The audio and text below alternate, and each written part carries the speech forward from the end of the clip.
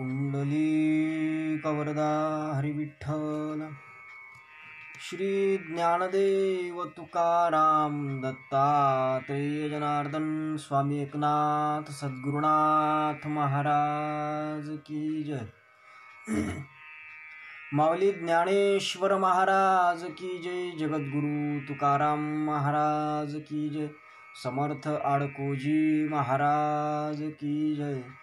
तपोमूर्ती संत गाडगे महाराज की जय. राष्ट्रसंत तुकडोजी महाराज की जय. गुरुवर्य ऋषी संत घुसरकर महाराज की जय. सब साधु संतन की जय. भारत माता की जय.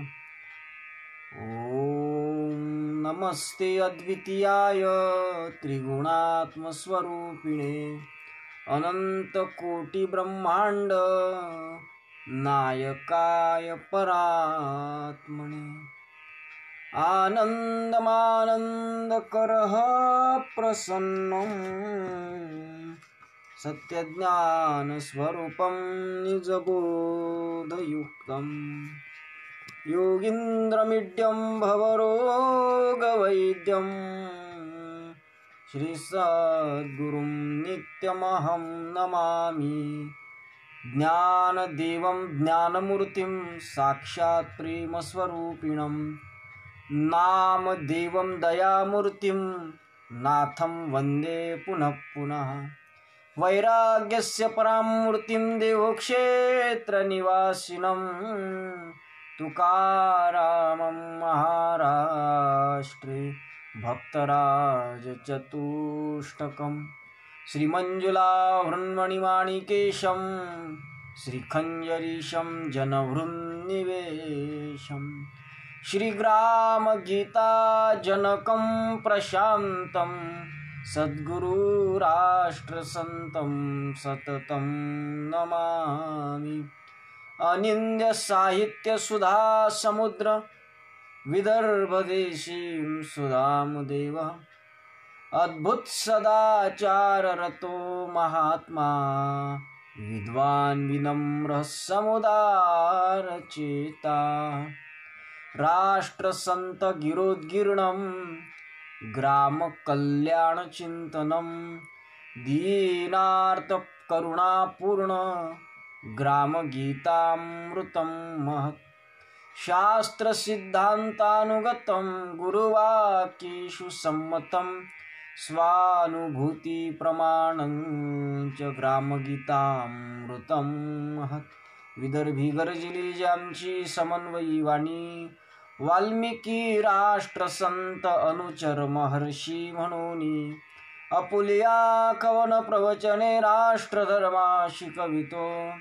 ऐशा संतवरा गुरुवरा श्री घुसरकरा वंदितो सद्गुरुनाथ महाराज की. छोटे न हो हम बुद्धि से हो विश्वमय से ईशमय हो प्रेममय अरु ज्ञानमय जगदेवमय जगदीशमय. हर इंद्रियो परताप कर हम वीर हो अति धीर हो. उज्ज्वल रहे सरसे सदा निज धर्म रत खंबीर हो. सद्गुरुनाथ महाराज की जय. परम पूजनीय श्री गुरुदेव विश्व माऊली ज्ञानेश्वर महाराज, प्रचार रत्न संत नामदेव महाराज, शांती ब्रह्म एकनाथ महाराज, जगद्गुरु तुकाराम महाराज, विदर्भ केसरी वैराग्यमूर्ती गाडगे महाराज आणि मानवतेचे महान पुजारी ब्रह्मलीन वंदने राष्ट्रसंत तुकडोजी महाराज आणि भगवत रूप शत्रुघ्न. आपण जवळजवळ 22 दिवसापासून सामुदायिक प्रार्थनेचं चिंतन करत आहोत. आज सामुदायिक प्रार्थनेचा जो तिसरा श्लोक आहे, छोटे न हो हम बुद्धी से, या गोष्टीचं आपण चिंतन करणार आहोत. काल आपण पाहिलं होतं की माणसानं लहानाहून लहान व्हावं आणि जीवनामध्ये सेवेचा मार्ग अंगीकारला पाहिजे. जितकी लहानपणा आपल्याला घेता येईल, जितका नम्रपणा घेता येईल तितका घ्यावा आणि लहानपणा घेऊन समाजाची सेवा करण्याकरिता समाजातल्या तळागाळातल्या दीन दलित दुःखी लोकांची सेवा करण्याकरिता स्वतःच्या जीवाचीही पर्वा न करता आपण सेवा मार्ग अवलंबित करावा, हा भाग आपण काल पाहिला होता. अर्थात दासाचीही सेवा करावी. सेवा करन को दास की, परवाह नाही हो जान की. मग असं असताना लहानाहून लहान व्हावे, म्हणजे लहान होणाऱ्या माणसाची बुद्धी जी आहे ती बुद्धी लहान झाली पाहिजे असं महाराजांना इथं म्हणायचं नाही. तर लहान होत असताना तो लहान जरी असला, तो त्याच्या कर्मानं जरी, त्याच्या इतर गोष्टीनं जरी लहान असला, तरी बुद्धीनं मात्र तो विशाल असला पाहिजे. कारण तो माणूस आहे. नम्र झाला भूता तेने कोंडिले अनंत. अर्थात नम्रतेच्या माध्यमातून देवावरही सत्ता मिळवता येते अशा पद्धतीचं म्हटलं जाते. परंतु त्या अनंताला वश करून घ्यायचं जर असेल, नम्रतेच्या माध्यमातून अनंतावरही सत्ता प्राप्त करून घ्यायची असेल, तर मात्र त्याच्याकरिता आपल्या बुद्धीचा विकास होणं महत्त्वाची गोष्ट आहे. आणि एक वैशिष्ट्य आहे माणसाचं. माणसाचा जो देह आहे, हा देह एक आगळा वेगळा आहे. इतर प्राणी पहा, आळवे असतील, पण माणूस हा प्राणी उभा आहे. इतर प्राण्यांना हात नाही, माणसाला फक्त हात आहे. इतर प्राण्यांना बोलता येत नाही, माणसाला फक्त बोलता येते. काही लोक म्हणतील आमच्या इथं पोपट आहे आणि तो पोपट बोलते, पण तो पोपटही सुद्धा जेवढं शिकवलं तेवढंच बोलू शकतो. त्याच्यापेक्षा तो बुद्धीनुसार विचार करू शकत नाही. पण माणूस असा प्राणी आहे की तो बुद्धीचा उपयोग करून विचार करू शकतो. आणि म्हणून विचार करत असताना तो बुद्धीचा वापर त्यानं केला पाहिजे, पण ती बुद्धी विशाल असली पाहिजे. आमचे गुरुजी सांगतात, आचार्य वेरुळकर गुरुजी, की माणसाची बुद्धी मी अन माझी बय एवढंच वराडलंय अशा पद्धतीची असू नये. आपल्यापुरती बुद्धी मर्यादित असू नये, तर आपल्यासोबत दुसऱ्याच्याही हिताचा विचार करणारी, दुसऱ्यालाही उन्नत करणारी बुद्धी आमची असली पाहिजे. कारण विचार पाहेल तो पुरुषू, विचार न पाहे तो पशु, असं समर्थ रामदास स्वामी म्हणतात. अर्थात जो बुद्धीद्वारा विचार करून चालतो त्याला माणूस म्हणतात. आणि जो आपल्या ज्याला बुद्धी कमी आहे किंवा आहेच नाही किंवा असली तरी तो त्यातून विचार करू शकत नाही, त्याला पशु अशी संज्ञा असते. म्हणून ज्याला बुद्धी नाही किंवा ज्याला ज्ञान नाही, ते मनुष्य रूपेन मृगश्चरंती. अर्थात माणसाच्या रूपानं जनावरं आहेत, पशु पक्षी आहेत आणि या पृथ्वीवर ते जिवंत आहेत, अशा पद्धतीचं सुद्धा आमचे सुभाषितकार सांगतात. म्हणून आमची जी बुद्धी आहे ही बुद्धी विशाल असली पाहिजे. ग्रामगीतेमध्ये महाराजांनी स्पष्ट सांगितलं आहे, रामदास स्वामींनी सुद्धा तेच सांगितलं आहे की भव्य उत्कट ते घ्यावे, मिळमिळीत अवघेची टाकावे. जे उत्कट म्हणजे व्यापक आहे ते व्यापक आम्ही घेतलं पाहिजे, आणि जे काही संकुचित आहे ते आम्ही सोडलं पाहिजे. कारण संकुचितपणामध्ये सुख नाही आहे. तुम्ही पहा ना, विभक्त कुटुंब पद्धती ही संकुचित कुटुंब पद्धती आहे, ज्याच्यामध्ये आजी नाही, ज्याच्यामध्ये आजोबा नाही, ज्याच्यामध्ये काका नाही, काकू नाही, ज्याच्यामध्ये फक्त हम दो हमारे दो माँ बाप को फेक दो असं आहे. त्या ठिकाणी कुठं सुख आहे हो? त्या लेकराला कुठं आजी आजोबाचं सुख पाहायला भेटते? कुठं? म्हणजे सांगण्याचं तात्पर्य, आमचे उपनिषद सुद्धा सांगतात की न अल्पे सुखम असतो यो वै भूमा तत् सुखम असतो. व्यापक जे तत्व आहे त्याच्यामध्येच सुख आहे, नाल्पे सुखम असतो. अल्प प्रमाणामध्ये जे आहे त्या ठिकाणी सुख नाही आहे, हे आमचे उपनिषद सुद्धा सांगतात. आणि म्हणून आमची ग्रामगीता सुद्धा तेच सांगते आहे की आम्ही आहोत प्रयत्नवादी, देवादिकांचे विशाल संवादी, आणि म्हणून जगाशी तैसी लाभावी सद्बुद्धी, म्हणून प्रार्थना देवाची. ही आमची बुद्धी व्यापक होण्याकरिताच ते ही प्रार्थना करायची आहे. आणि म्हणून ही व्यापकता आमच्यामध्ये येण्याकरिता ही प्रार्थना करायची आहे. पुन्हा एका ठिकाणी ग्रामगीतेच्या पहिल्या अध्यायामध्ये राष्ट्रसंत तुकडोजी महाराज म्हणतात की म्हणून आमची बुद्धी विशाल करी, कर्म करावया भूलोकावरी, आयुष्य देश शतक निर्धारी, जीवो आम्ही विश्वसेवे. आमची बुद्धी विशाल करा. त्या देवाजवळ प्रार्थना करतात की देवा आमची बुद्धी विशाल कर. कशा करता? तर या पृथ्वी तलावावर वावरत असताना, या भूमीवर, या आमच्या देशामध्ये वावरत असताना, या जगामध्ये वावरत असताना आम्ही आमच्या गावासाठी, आमच्या देशासाठी, आमच्या या सर्व जनता जनार्दनासाठी आम्ही आमच्या बुद्धीचा वापर करून काहीतरी सत्कर्म करू शकलो पाहिजे, सेवेचे कर्म करू शकलो पाहिजे. जोपर्यंत आम्ही जिवंत राहणार आहोत तोपर्यंत या बुद्धीच्या माध्यमातून जे सद्गुणी सत्प्रवृत्तीचे विचार आमच्या अंतःकरणात येतील ते कृतीत उतरवण्याची बुद्धी आमच्यामध्ये आली पाहिजे. आमचे पंडित श्रीराम शर्मा गायत्री परिवाराचे संस्थापक आहे. त्यांचे अखंड ज्योती म्हणून फार सुंदर अशा पद्धतीचे हे आहे, मासिक आहे, काही पुस्तक आहे. त्यांचा तुकडोजी महाराजांशी संबंध आला होता. जीवनयोगीच्या 8व्या खंडामध्ये त्याचा उल्लेख आहे आणि चर्चाही बरीच झाली होती.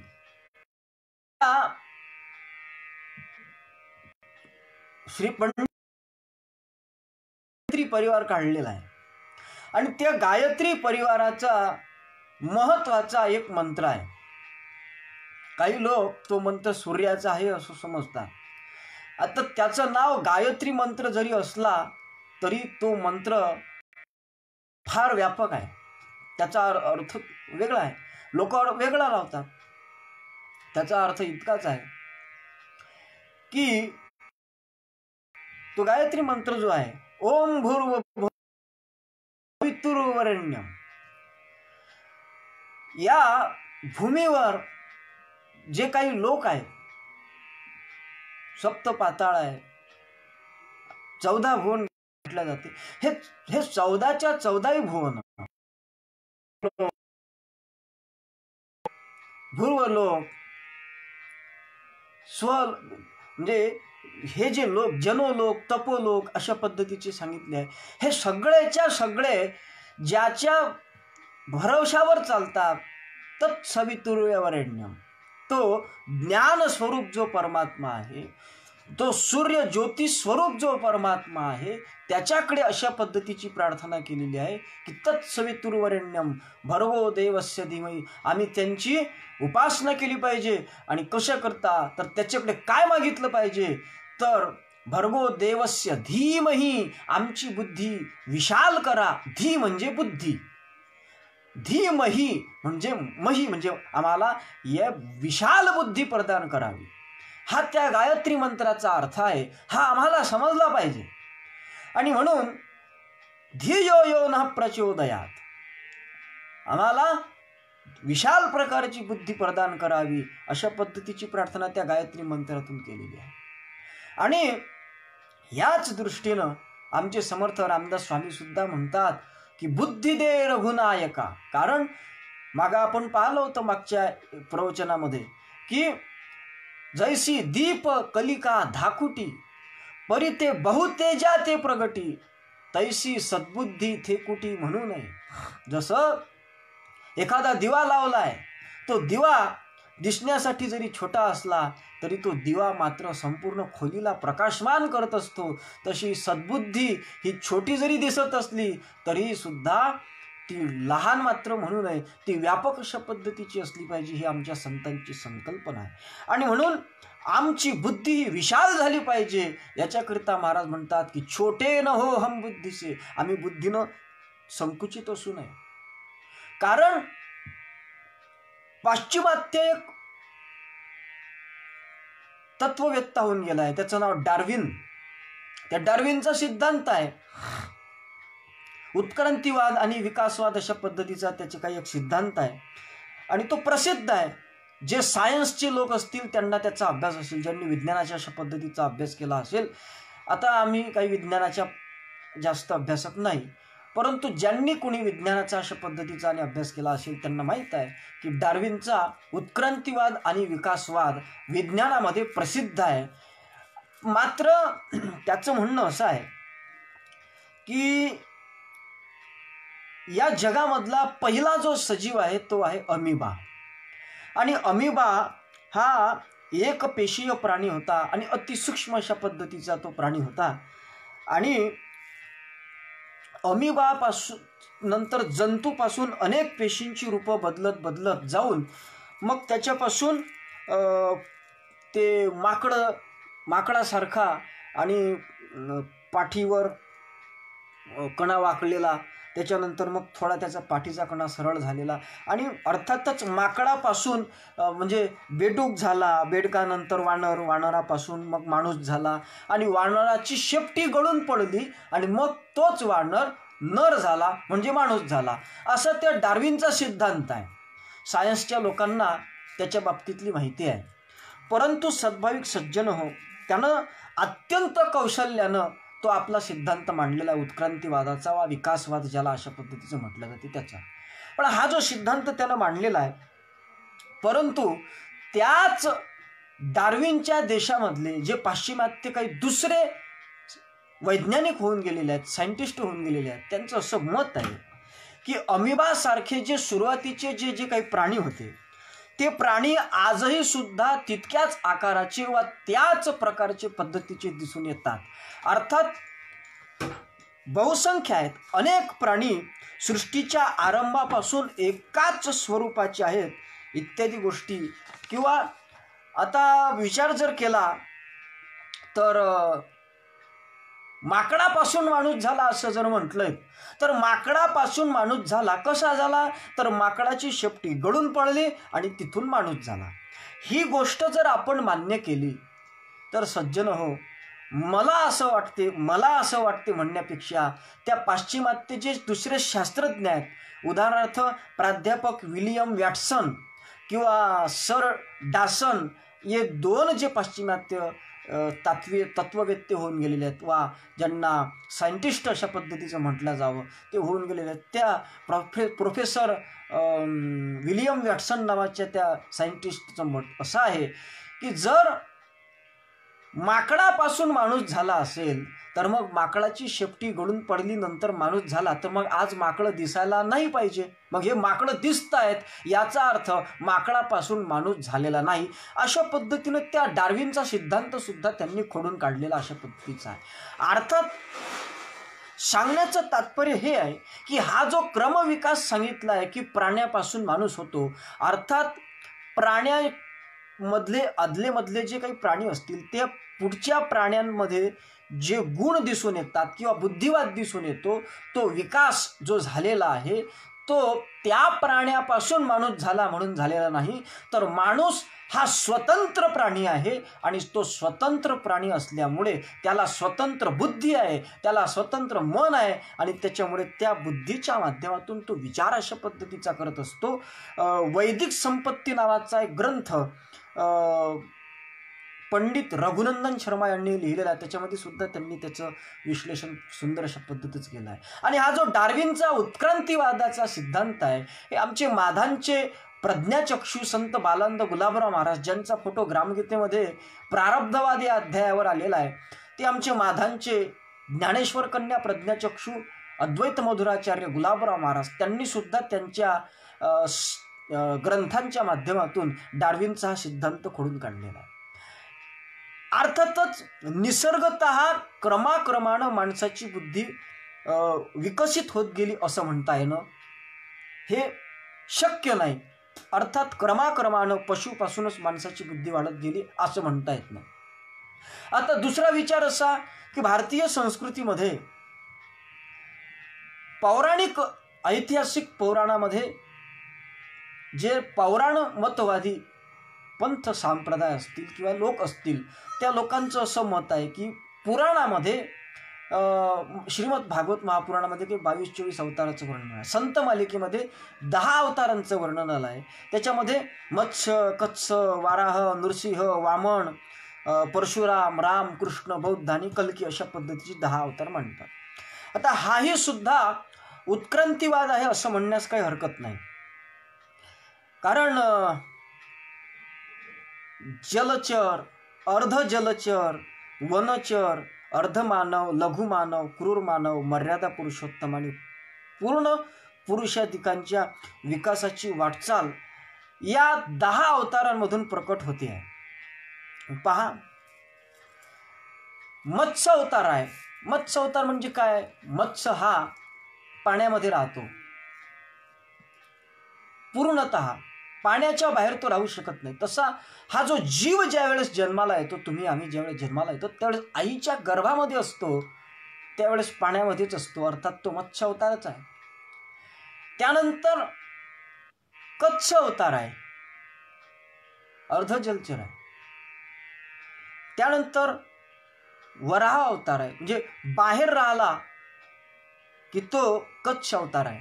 आणि त्यानंतर वराह अवतार, वराह अवतार हा आपल्या डोक्यावर उचलणारा अशा पद्धतीचं दाखवलेला आहे. अर्थात जो बाहेर आल्यावर आपली डोक्यानं हालचाल करतो तो वराह अवतार आहे.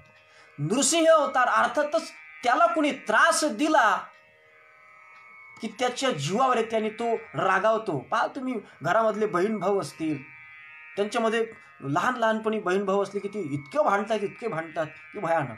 त्याचं कारण असते ते नृसिंह अवतार. त्याच्यानंतर वामन अवतार म्हणजे काय आहे? ज्यावेळेस तुमचा मुलगा आहे, छोटासा दिसतो, बुटकासा, त्याच्या पाठीवर शाळेची कॉलेजची बॅग आहे, गंध लावलेला आहे, पावडर लावलेला आहे आणि सुंदर अशा पद्धतीचा टापटीप तो दिसतो आहे, त्याला आपण तो काय वामनासारखा तो वामन अवतार आहे. त्यानंतर परशुराम, जो आपल्या कर्तृत्वानं स्वतःचं अस्तित्व निर्माण करतो. आणि त्यानंतर मग जो कर्तृत्व झाल्यानंतर मर्यादेमध्ये येण्याकरता विवाह बद्ध होतो आणि लग्न झाल्याच्या नंतर योग्य अशा पद्धतीनं लग्न झाल्यावर समाजामध्ये वावरत असतो. आणि ते वावरत असताना मर्यादेचं जीवन जगतो. अर्थात तो मर्यादा पुरुष म्हणजेच राम, आणि त्याच्यानंतर पूर्ण पुरुषाधिकांचा जो अधिकारी होतो तो म्हणजे कृष्ण. आणि त्यानंतर मग म्हातारपणामध्ये स्थिर बसून राहतो तो बुद्ध अवतार आहे. अशा पद्धतीचा तो उन्नतीवाद आहे. आणि म्हणून ग्रामगीतेनं तर स्पष्ट सांगितलं आहे की म्हणून अवतार हा उन्नतीवाद, अधिकार तैसा प्रगटे विशद, आणि विश्वात्म भावय स्वयंपूर्ण सिद्ध अवतार आम्ही मानतो. अशा पद्धतीचं त्याचं वर्णन केलं. म्हणजे अर्थात हा जो अमिबा किंवा मत्स्य आदी प्राण्यांचा अतिविकास म्हणजे मानव, ही उत्क्रांती जी आहे, ही उत्क्रांती किंवा हा उत्क्रांतीवाद जाणत्या लोकांना अजिबात मान्य नाही. आमच्या संतांनाही मान्य नाही, आमच्या महापुरुषांना सुद्धा मान्य अशा पद्धतीचं नाही. तर आमच्या संतांचं मत असं आहे, तुकडोजी महाराजांचंच नाही तर सर्व संतांचं मत असं आहे की मानव हा सुरुवातीपासून मानवच आहे, तो कुठल्याही पशुपक्ष्यादिकांपासून निर्माण झालेला नाही. ईश्वर अंश जीव अविनाशी असं तुलसीदास म्हणतात. ग्रामगीता सुद्धा सांगते की जीव हा ईश्वराचा अंश. भगवद्गीतेच्या 15व्या अध्यायामध्ये भगवान कृष्ण सांगतात की ममय वंशो जीवलोके जीवभूत सनातनः मनः षष्ठानींद्रियाणि प्रकृतिस्थानी कर्षती. अर्थात जीव हा ईश्वराचा अंश आहे आणि तो सुरुवातीपासून मानव म्हणजे मानवच आहे. आणि म्हणून वेगवेगळ्या प्राण्यांमध्ये असलेले ठराविक काही विशिष्ट गुण त्या माणसामध्ये आहेत, ही गोष्ट खरी, ते नाही असं म्हणता येणार नाही. पण मात्र तो त्या प्राण्यांपासून झाला असं म्हणता येणार नाही. होऊ शकतं की त्या माणसामध्ये वेगवेगळे नैसर्गिक गुण त्यांना आपल्या बुद्धीच्या माध्यमातून मिळवले असतील. एखाद्यानं नृत्याचे क्लास लावले असतील, त्यानं मोरासारखं नाचणं शिकून घेतलं असेल. एखाद्यानं गायनाचे क्लास लावले असतील, त्यानं कोकिळेसारखं गायन शिकून घेतलं असेल. एखाद्यानं आणखीन कोण्या कलेच्या संबंधानं किंवा महाराजांनी त्याचं सुंदर अशा पद्धतीचं वर्णन ग्रामगीतेमध्ये केलेलं आहे. कोणी एखादा विणकाम करतो कातिनीसारखं, तो गुण कातिनीचा असला तरी तो कातिनीपासून झाला असं त्याला म्हणतात. अर्थात त्याच्या बुद्धीच्या माध्यमातून त्यानं आपल्या बुद्धीच्या हुशारीनं आपल्या अकलेचा वापर करून कला त्याने निर्माण केली. कारण आमचे गुरु आचार्य वेरुळकर गुरुजी सांगतात की अकलेतूनच कलेचा जन्म होत असतो, अकले वाचून कलेला महत्त्व नाही. आणि म्हणून त्याच्या कलेच्या माध्यमातून त्यांनी काही प्राप्त केलं अशा पद्धतीचं असू शकते. पशुपक्ष्यांचे नर्तन गायन, मानव सर्वांतची झाला निपुण, परितयाचे मानवपण असे भिन्न सर्वाहुनी. ग्रामगीतात सांगते की तो कातिनी परी विणी, कोकिळे परी गाणी, मत्स्यापरी तरे जीवनी, उडे गगनी पक्ष्यापरी आणि मधमाशांपरी संचय करी, नृत्य करी मोरा ऐसे. अशा पद्धतीचे फुलपाखरांचे वेश धरी, चिमण्यांपरी घरट्यात बैसी आणि ऐशा सर्वची कला साधती त्यास, परी त्याची कला निराळी. अर्थात माणूस याच्याही पेक्षा वेगळा आहे. हे जे जे काही आहे मनुष्य स्वभावाची भिन्न पडतो, तो सर्वांची सांभाळतो. आणि कारण काय आहे तर मनुष्य या पशुपक्ष्यांपेक्षाही बुद्धिमान का ठरला तर विवेक बुद्धीने चालतो. ही माणसाची विशेष कला आहे. माणूस हा विवेक बुद्धीनं वागत असतो. वैचारिक प्रगल्भता त्या माणसाची असल्यामुळे माणूस हा पशुपक्ष्यांपेक्षाही श्रेष्ठ अशा पद्धतीचा म्हटला आहे. म्हणून माणूस हा अतिशय उच्च अशा दर्जाचा समजला जातो. कारण त्याच्या बुद्धीचा आणि भावनेचा जसा जसा विकास होत जाईल तसाच तो नर, नारद आणि नारायण अशा पद्धतीचा होत असतो. अर्थातच चित्तानि यत्र गच्छन्ति तत्र गच्छन्ति वानराः आणि शास्त्रानि यत्र गच्छन्ति तत्र तिष्ठन्ति ते नराः. अर्थात मनोमार्गे गेला, मनाच्या मागं जो धावत गेला, चित्ताच्या मागं जो धावत गेला तो वानर झाल्याशिवाय राहणार नाही. मात्र जो शास्त्र विचारानं चालला तो नर म्हणजे माणूस झाल्याशिवाय राहत नाही. आणि भक्ती जर त्याच्या जीवनामध्ये आली तर तो नारदही होऊ शकतो. आणि त्याच्यामध्ये जर ज्ञान प्राप्त झालं, जीव ब्रह्मक्य ज्ञान जर प्राप्त झालं तर तो त्या ज्ञानानं नारायण सुद्धा अशा पद्धतीचा होऊ शकतो. कारण पशु की होत पन्हैया, नर का कछु न होय, पण नर करणी करे सो नर का नारायण होय. अर्थात सरळ सरळ जर बोलायचं झालं तर पशु की होत पन्हैया, पन्हाई असते ना पायात घालण्याची. बरेच जुने म्हातारे लोक काळ्या कलरचा चांबड्याचा बूट घालत होते धोत्रावर, तो त्याला पन्हाई असं म्हणतात. आता इथे मिळते ती पन्हाई पशुपश्वादिकांच्या चामड्यापासून बनत असते. अर्थात पशु की होत पन्हैया, नरका कछु न होय, पण नर करणी करे तो नरका नारायण होय. अर्थात ग्रामगीता सुद्धा हेच सांगते की करणी करिता विवेके पूर्ण, नरची होय नारायण. अर्थात तो नारायण सुद्धा होऊ शकतो. ही त्या मानवाच्या विकासाची परिणिती आहे, पण त्याकरिता बुद्धीची मात्र आवश्यकता अशा पद्धतीची आहे. आणि म्हणून बंगालमध्ये एक चंडीदास नामक एक संत होऊन गेलेले आहेत. आणि ते चंडीदास नामक संत अशा पद्धतीचं म्हणतात की शुनह मानुष भाई, आणि मनुष्य भावा ऐक काय तर सबार उपरे मानुष सत्य, तहार उपरे नाही. सगळ्यात उच्च किंवा सगळ्यात श्रेष्ठ अशा पद्धतीचा जर कोणता प्राणी असेल तर तो माणूस आहे. त्यापेक्षा श्रेष्ठ वा ज्येष्ठ अशा पद्धतीचा कुठलाही प्राणी या पृथ्वी तलावावर नाही. मग त्याच्यामध्ये बुद्धिविकासाच्या नुसार त्याच्या अशा पद्धतीच्या कोटी आमच्या संतांनी केल्या असेल की मूर्ख, पडत मूर्ख, विवेकी शुद्ध, बद्ध मुमुक्षु साधक सिद्ध, ग्रंथीच दाविला अवस्था वेद अशा पद्धतीचा. त्याच्यामध्ये बुद्धीनुसार त्याच्या अवस्थेमध्ये भेद अशा पद्धतीचा केला असेल, परंतु बुद्धी ही मात्र त्याची आगळी वेगळी आहे. कारण आज त्या बुद्धीचा आविष्कार जर आपण पाहत असू, त्या बुद्धीच्या मानवी बुद्धीच्या माध्यमातून घडलेले जे मानवी चमत्कार आपण पाहत असू ते पाहत असल्यावर सुद्धा आपल्याला थक्क करावं लागतं. महाराजांनी सुद्धा ग्रामगीतेमध्ये त्याचं ते या गोष्टीचा दुजोरा दिलेला आहे. मानव सृष्टीहुनी थोर, तो ईश्वराचा अंश अवतार, अचूक प्रयत्नी दैवी हत्यार, निर्मू शके प्रतिसृष्टी.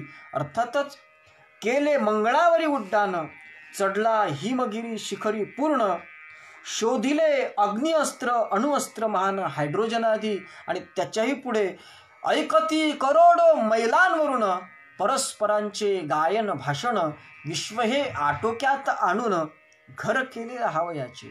अर्थात त्या मनुष्यांनी एकाच झाडाला अनेक प्रकारची फुलं लावून कृत्रिम अशा पद्धतीची वेली तयार करण्याचे सुद्धा आपल्या बुद्धीच्या माध्यमातून एक चमत्कार दाखवलेला आहे.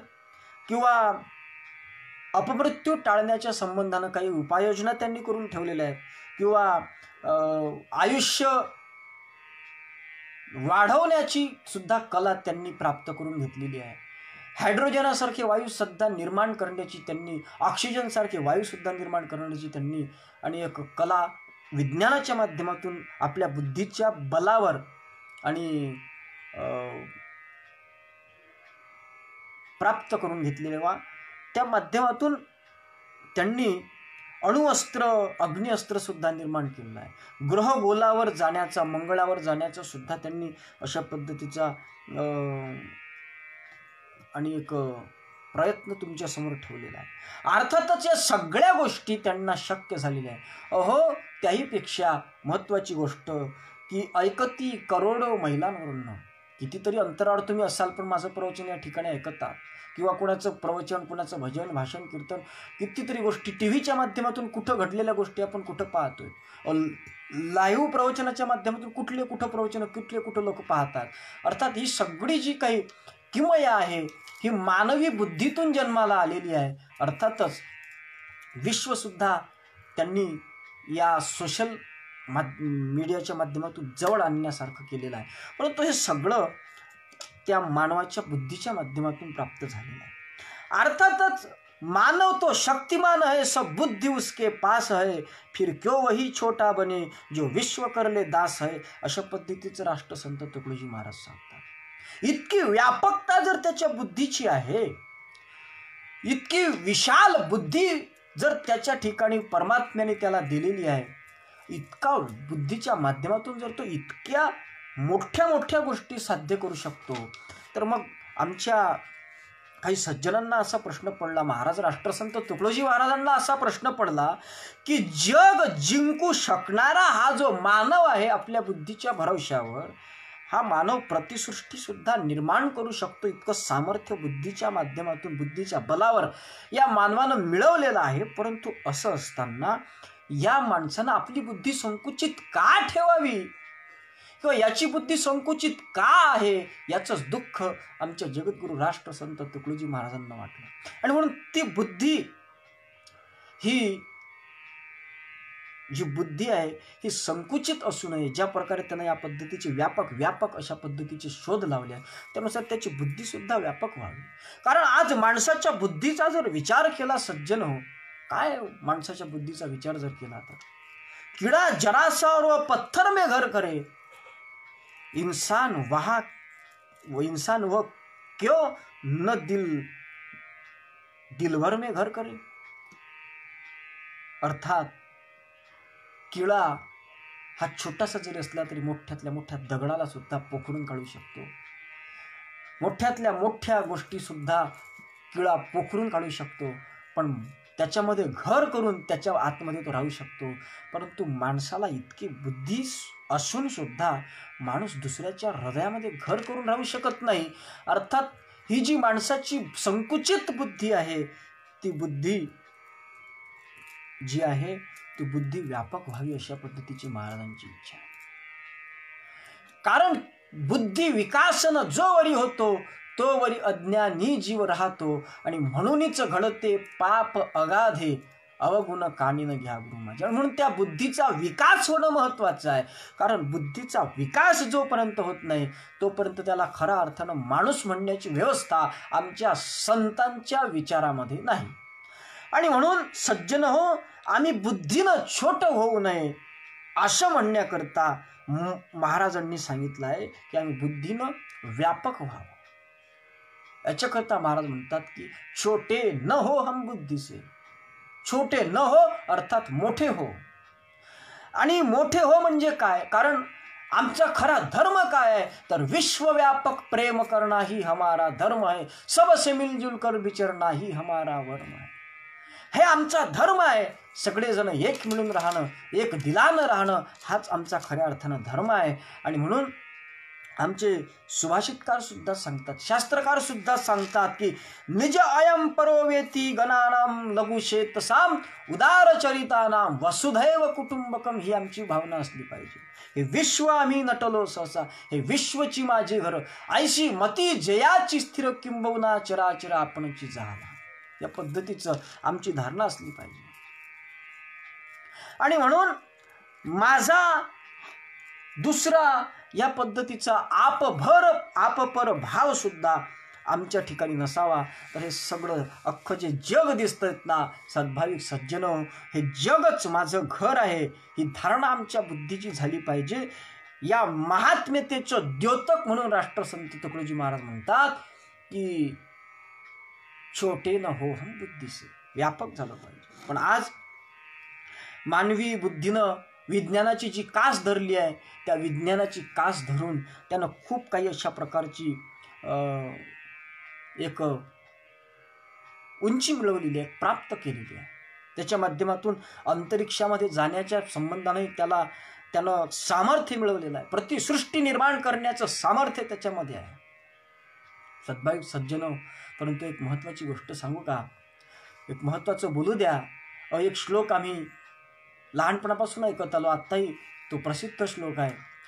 परमात्म्याच्या कृपेच्या संबंधानं निदर्शक अशा पद्धतीचा जो एक श्लोक आहे म्हटला जात असतो की पंगुम लंघयति गिरिम, अर्थात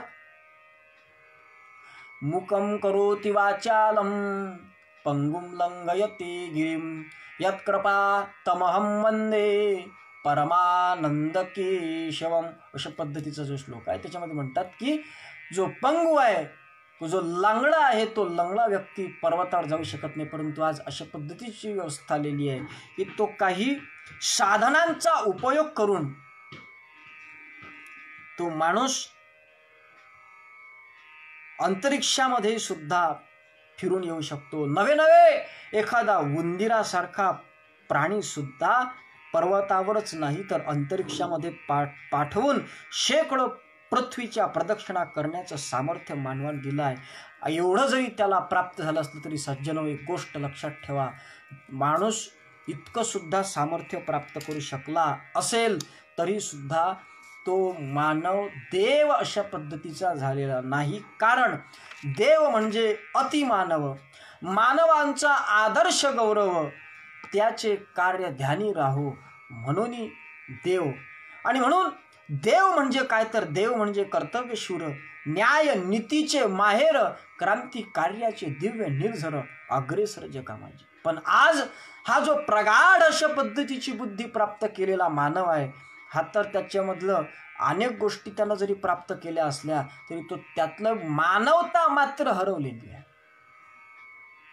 माणूस हा प्रकृतीचा आकृतीचा माणूस आहे, दिसतो दिसण्याकरता माणूस आहे. हो, नाक कान डोळे सगळे सारखेच आहेत, सगळं दिसण्याकरता आहे, परंतु त्याच्या आतमध्ये मानवता मात्र त्याच्यातली हरवल्या गेलेली आहे. आणि त्याचं दुःख आमच्या संतांना आहे. आणि म्हणून म्हणतात की आमच्यातली ती मानवता आमच्यामध्ये निर्माण होणं, आमच्यामध्ये ती मानवता, त्या मानवतेचा विकास होणं म्हणजे खऱ्या अर्थानं बुद्धीचा विकास अशा पद्धतीची आमच्या संतांची व्याख्या आहे. म्हणून तो जितका जितका शिकत आहे तितका तितका तो साक्षरः भवति राक्षसः अशा पद्धतीचा त्याचा घोटाळा होत आहे. साक्षर आणि राक्षस साक्षर या शब्दामध्ये थोडा घोटाळा केला की राक्षस अशा पद्धतीचा शब्द तयार होत असतो. अर्थातच जितका जितका शिकत चाललेला आहे तितका तितका तो राक्षसी प्रवृत्तीचा अशा पद्धतीचा होत आहे. म्हणून नुसतं शिक्षण महत्वाचं नाही, तर त्या शिक्षणासोबत सुसंस्काराचं देणं अशा पद्धतीचं असावं आचार्य वेरुळकर गुरुजी सांगतात. आणि म्हणून मानव हा जो आहे, मानवासाठी कष्ट तो, दुसऱ्यांच्या सुखी सुखावे श्रेष्ठ तो. ग्रामगीतेने सांगितलं मानव हा फक्त स्वतःच्या सुखासाठी कष्टत असतो, परंतु श्रेष्ठ त्याला समजल्या जात असतं. सज्जन हो, श्रेष्ठ त्याला समजल्या जात असतं, व्यापक विचाराचा व्यापक बुद्धीचा त्याला समजल्या जात असतं जो दुसऱ्याच्या सुखामध्ये सुखी होत असतो, जो दुसऱ्यासाठी कष्टतो, त्याला खऱ्या अर्थानं म्हणत असतात. आणि हीच खरी मानवता आहे. आणि तोच मानव धर्म श्रेष्ठ सकलाहुनी याची शिकवण मिळे इथे कुठे, तर सामुदायिक प्रार्थनेमध्ये. आणि म्हणून या प्रार्थनेचं इतकं महत्व आहे सज्जन.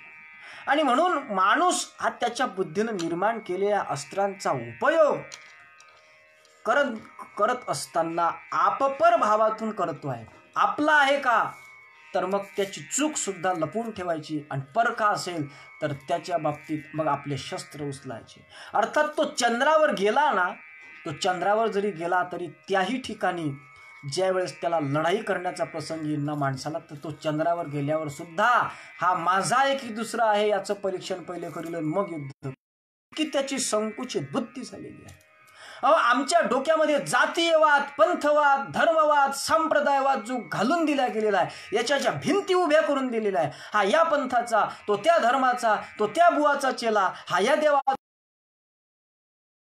हा जो द्वैत समाजातल्या द्वैतवादी साधू लोक जे भामटे आहेत, जे संत म्हणण्याच्या लायकीचे नाही आहेत, आणि ज्यांनी समाजामध्ये दुही निर्माण करून टाकलेली आहे, या चुकीच्या लोकांनी समाजामध्ये पसरवलेल्या या चुकीच्या भ्रमामुळे आज अवस्था अशी झालेली आहे की पोथी से पोथी झगडने लगी, आणि त्याच्यामुळे प्रेम की बातें बिघडने लगी. ह्या गोष्टी बिघडत चाललेल्या आहे. आणि म्हणून या गोष्टी जर तुम्हाला नष्ट करायच्या असेल तर त्याकरिता छोटे न हो हम बुद्धी से, आमची बुद्धी व्यापक झाली पाहिजे. आमच्या बुद्धीनं आम्ही विचार केला पाहिजे. कारण जे काही मनाचे धर्म आहेत हे मनोकल्पित आहे. हे पंथ, संप्रदाय, धर्म हे सगळेच्या सगळे मनोकल्पित आहे. आणि आम्हाला मनबुद्धीच्या पलीकडे असलेल्या तत्वापर्यंत जर जायचं असेल तर मग मात्र आम्हाला या पंथवादामध्ये, या रूढीवादामध्ये गंध असंच लावलं पाहिजे, माळ अशीच घातली पाहिजे, टोपी अशीच घातली पाहिजे, धोतर असंच नेसलं पाहिजे. त्या गोष्टीचा तुमच्या जीवनाशी काही संबंध नाही आहे. तुम्ही 2 टांगी धोतर घातलं तरी देव काही तुम्हाला नरकात नेऊन टाकणार नाही आहे, आणि 1 टांगी घातलं तर काही वैकुंठात नेणार नाही आहे. त्या धोत्राचं देवाला काहीच घेणं देणं नाही आहे. तुम्ही नंगे राहिले तरी देवाला काही हरकत नाही आहे. अरे तुम्ही गंध कसंही लावलं तरी त्या गंधाचं त्याला काय महत्व आहे, त्याच्या ठिकाणी फक्त तुमचा भाव महत्त्वाचा पाहिजे असते. पण तुम्ही भाव तिथं देत नाही, आणि या गंधासाठी आणि धोत्रासाठी आणि कपड्यासाठी, वेशभूषेसाठी आणि तुमच्या पंथासाठी भांडणं करता. ही काय व्यापक बुद्धी आहे काय? ही संकुचित बुद्धी आहे. आणि ही संकुचित बुद्धी नष्ट व्हावी त्याच्याकरता संत तुकडोजी महाराज म्हणतात की छोटे न हो हम बुद्धीशी. हा विचार आमच्या राष्ट्रसंत तुकडोजी महाराजांनी दिलेला आहे. आणि म्हणून ही जाती पंथाची जी सगळे वाद चालू आहेत ना, कदाचित होऊ शकते सज्जन हो, आणि याच्यातून या जातीच्या भांडणासाठी, पंथाच्या भांडणासाठीच एखादं तिसरं महायुद्ध नाही निर्माण व्हावं. आणि म्हणून या पद्धतीनं आमच्या वैज्ञानिक संशोधन म्हणजे आमच्या बुद्धीचं विशालपण नाही आहे, तर ते संशोधन मानवाच्या उन्नतीकरिता, समाजाच्या विकासाकरिता, समाजाच्या हिताकरिता त्याचा उपयोग करून घेणं हे खऱ्या अर्थानं मानवीयतेचं वा विशाल बुद्धीचं अशा पद्धतीचं द्योतक आहे. म्हणून रानटी मानवानं शस्त्र बनवली होती, त्याच्यामध्ये आता विकसित झालेल्या मानवानं त्याची शस्त्र वेगळ्या पद्धतीनं तयार केलेली असतील. अतिशय चांगल्या अशा पद्धतीचे त्यानं शस्त्र निर्माण केले असतील, त्याच्यामध्ये बदल घडवला असेल. परंतु त्यावेळेस दुसऱ्या जीवाला मारून स्वतः सुख भोगण्याची जी त्या शस्त्राच्या माध्यमातून दुसऱ्याला जीव घेऊन स्वतःचा स्वार्थ साधण्याची जी प्रवृत्ती त्यावेळेसच्या रानटी माणसाची होती, ती आता घरटी माणसाची सुद्धा तीच प्रवृत्ती आहे. याच्यामुळे ही प्रवृत्ती जोपर्यंत नष्ट होत नाही तोपर्यंत आमची बुद्धी विशाल होऊ शकत नाही. म्हणून विज्ञानानं किती शोध लावले सज्जन हो, तरी सुद्धा प्रत्येक जीवाचा हाच विकास सर्वाभूती जाणावे आपणास हे तत्व जोपर्यंत ते वैज्ञानिक दृष्टिकोनाचे लोक स्वीकारणार नाही तोपर्यंत त्यांचं वैज्ञानिक तत्वज्ञान सुद्धा वांझोट ठरल्या वाचून राहणार नाही. आज जो कोरोना आपल्या देशामध्ये आलेला आहे, कशामुळे आलाय? त्याचं कारणच आहे, राष्ट्रसंत तुकडोजी महाराज म्हणतात की अध्यात्म और विज्ञान के सहयोग से सब हो सुखी, सहयोग समता से सभी सृष्टी करी हम सुखी. हा जो कोरोना आला, कशामुळे आला कोरोना? आम्ही विज्ञानामध्ये त्या देशांनी प्रगती केलेली आहे, चीन सारख्या देशांनी, पण त्या ठिकाणी अध्यात्माचा लवलेशही नाही.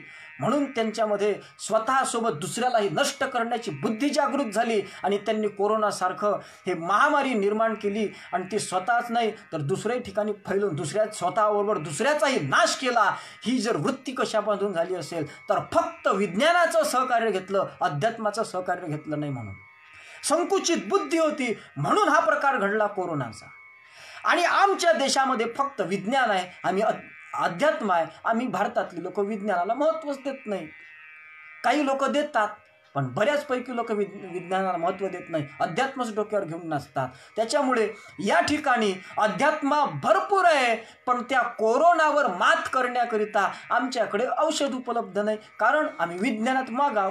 अर्थात तुम्हाला जर तुमची बुद्धी व्यापक आहे हे सिद्ध करायचं असेल किंवा तुम्हाला जर खऱ्या अर्थानं तुमच्या मानवी जीवनाचं कल्याण करून घ्यायचं असेल तर तुमच्या बुद्धीची व्यापकता जर करून घ्यायची असेल तर अध्यात्म और विज्ञान के सहयोग से सब हो सुखी, अर्थात परस्परांमध्ये प्रेम जिव्हाळा निर्माण करणं हे विज्ञानातून शक्य होत नाही तर हे अध्यात्मातून शक्य होत असते.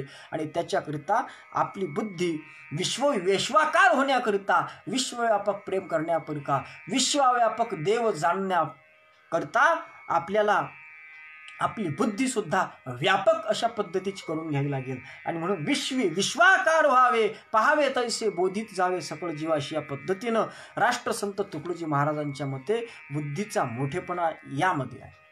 कशामध्ये?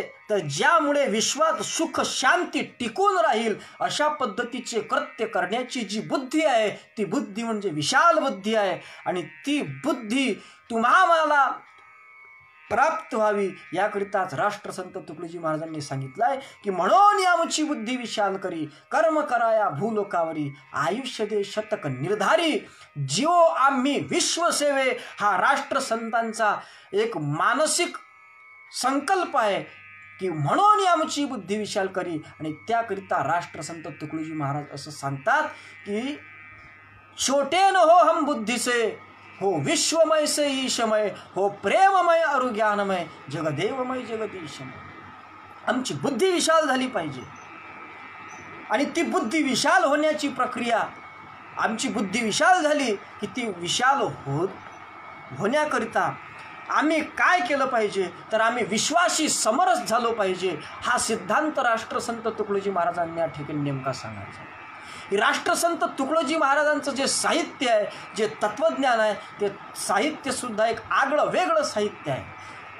भगवद्गीतेचं रूप जरी असलं तरीसुद्धा राष्ट्रसंतांची ग्रामगीता ही भगवद्गीतेचं सक्रिय रूप आहे. अर्थात सक्रिय ब्रह्मज्ञान जर कोणाला समजून घ्यायचं असेल तर ते ग्रामगीतेच्या माध्यमातून समजू शकते. याच्यापेक्षा दुसरा ग्रंथ सक्रिय अध्यात्म सांगू शकत नाही सध्याच्या परिस्थितीमध्ये. याच्या पुढे होणार नाही असं मी म्हणू शकत नाही, पण ठाम राष्ट्रसंतांच्या पायाची शपथ घेऊन सांगतो की राष्ट्रसंतांचा जो हा व्यापक विचार आहे, हा विचार तुम्ही माना अथवा नका मानू, हाच विचार सध्याच्या परिस्थितीमध्ये जगाला तारून नेणारा विचार. आणि म्हणून त्या राष्ट्रसंत तुकडोजी महाराजांनी विश्वव्यापक प्रेम करण्याची बुद्धी आम्हाला निर्माण करण्याकरताच ही सामुदायिक प्रार्थना तुमच्या आमच्या डोळ्यासमोर ठेवली आहे. आणि म्हणून हा व्यापक विचार तुमच्या आमच्या अंतःकरणामध्ये दृढमूल होण्याकरिता राष्ट्रसंतांनी त्या गुरुदेवाच्या समोर एक संकल्प केला आहे, त्याला मागणी मागितली आहे की छोटे न हो हम बुद्धी से, आम्ही बुद्धीनं छोटे असू नये, व्यापक आमची बुद्धी अशा पद्धतीची असावी. अशा पद्धतीची मागणी या प्रार्थना अष्टकाच्या माध्यमातून राष्ट्रसंत तुकडोजी महाराजांनी केलेला आहे.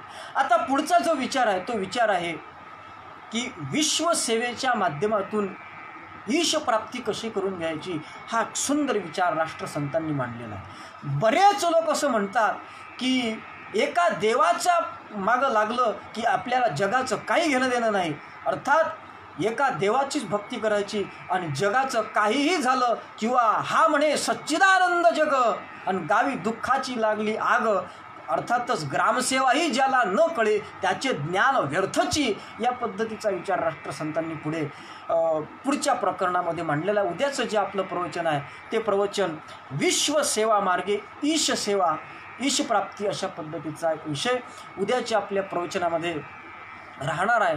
आज याच ठिकाणी आपलं प्रवचन थांबते आहे आणि थांबता थांबता अखिल भारतीय गुरुदेव स्वामींच्या तत्वप्रणालीनुसार कार्यक्रमाचा समारोप हा शांतीपाठाच्या माध्यमातून होत असतो. आणि म्हणून राष्ट्रसंत तुकडोजी महाराजांनी जो बृहदारण्यक उपनिषदातला शांतीपाठ तुमच्या आमच्या डोळ्यासमोर ठेवलेला आहे तो शांतीपाठ म्हणून आजच्या या प्रवचनाला याच ठिकाणी आपण पूर्णविराम देऊया. उद्या ठीक 10 ते 11 या वेळेस आपण या ठिकाणी पुढचा विचार पाहण्यासाठी येणार आहोत. तद्वतच महत्त्वाची सूचना की आज रात्री ठीक 8 ते 9 या वेळेमध्ये याच फेसबुक पेजवर श्री नारायणरावजी विधडे यांचं सुंदर अशा पद्धतीचं प्रवचन होणार आहे, त्याचाही सुद्धा आपण लाभ घ्यावा. तद्वतच काल जी भजन संध्येचा कार्यक्रम आपण या पेजवर ठेवला होता तो काही तांत्रिक आणि नैसर्गिक आपत्तीमुळे होऊ शकला नाही. त्यामुळे काय झालं आहे की तो कार्यक्रम काल कॅन्सल झाला. त्यामुळे तोच कार्यक्रम आज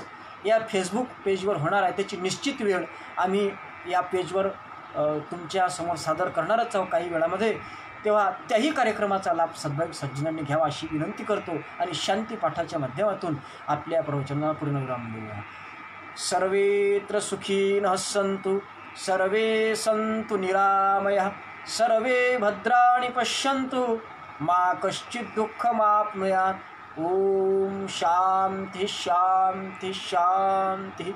कुंडलीक वरदा हरिविठ्ठल श्री ज्ञानदेव तुकाराम दत्तात्रेय जनार्दन स्वामी एकनाथ सद्गुरुनाथ महाराज की जय. माऊली ज्ञानेश्वर महाराज की जय. जगद्गुरु तुकाराम महाराज की जय. समर्थ आडकोजी महाराज की जय. राष्ट्रसंत तुकडोजी महाराज की जय. तपमूर्ती संत गाडगे महाराज की जय. गुरुवर्य ऋषी संत घुसरकर महाराज की जय. सब साधु संतन की जय. भारत माता की जय. जय गुरु.